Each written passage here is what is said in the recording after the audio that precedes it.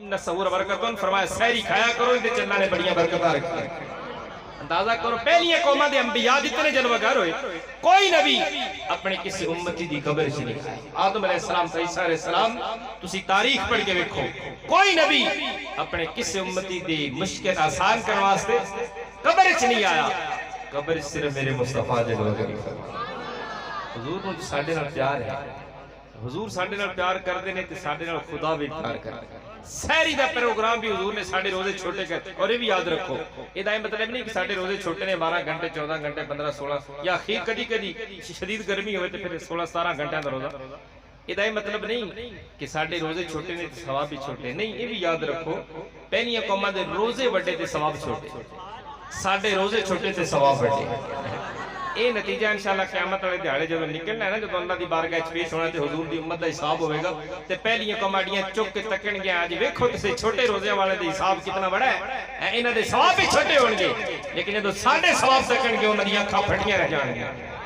انہاں دے روزے چھوٹے تے ثواب اتنے کئی کی کروڑا سال لکھاں سال اس واسطے اپنے مقدر تے ناز کرنا چاہیے اللہ پاک نے سانو حضور دا دامن کرم عطا فرمائے موسیٰ علیہ السلام دی قوم واسطے حکم سی اگر جسم ناپاک ہو جائے کپڑا ناپاک ہو جائے جلاؤ یا پھر کٹ دیو پھر کپڑا پاک ہوئے گا یا پھر جسم پاک ہوئے گا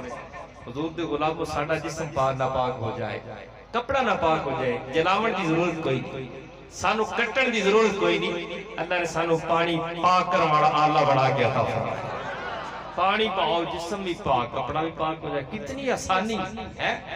پہلی قوموں واسطے یہ حکم بھی نازل سے اگر کوئی بتقاضا بشریت انہاں کو خطا سرزد ہو جاندی کوئی گناہ ہو جاندہ انہاں دی پیشانی تے لکھ دیتا جاتا ہے یا پھر انہاں دی گھر دی دہلیز تے لکھا جاندہ ہے ڈاکہ مار کے آئے چوری کر کے آئے معاذ اللہ بدکاری کر کے آئے چوری جھوٹ بول کے آئے شراب نوشی کر کے آئے حضور دے غلاموں بتقاضا بشریت اگر ساڑھے کو گناہ سرزد ہو جائے تو ساڑھیاں پیشانیاں تے نہیں لکھا جاتا ساڑھیاں دہلیزہ تے نہیں لکھا جاتا اللہ ساڑھی پردہ پوشی فرما کیونکہ اللہ نے جو پیار ہے ساڑھے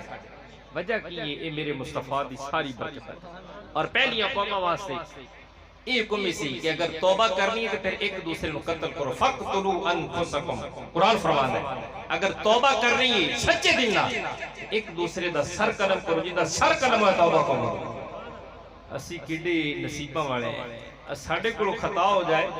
حکم ایک کوئی نہیں کہ فلاں مقام تھی جاؤ کعبے دا غلاف پکڑ کے روو گے تو پھر توبہ قبول ہوئے ساڑھے واسطے حکم نہیں کہ کسی غار سے بیٹھ کی تنہائی دے اندر اللہ نو راضی کرو تیرا راضی ہوئے گا توبہ قبول ہوئے گی نہیں ایک حکم نہیں کہ کلے نہیں تے مسجد چلے جاؤ پچھلی رات دا وقت دے کوئی نہیں جاگ رہا اس وقت توبہ کرو اللہ راضی ہوئے گا نہیں بلکہ جس مقام تے بیٹھنے خلوت یا جلوت دے اندر تنہائی یا محفل دے اندر گھر یا جنگل دے اندر مسجد یا کسی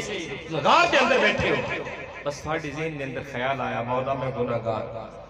میں پاپی ہاں میں مجرم ہاں بس تیرے ذہن دے اندر خیال آیا رب راضی بولیے سبحان اللہ ذرا اور اچھی بولو سبحان اللہ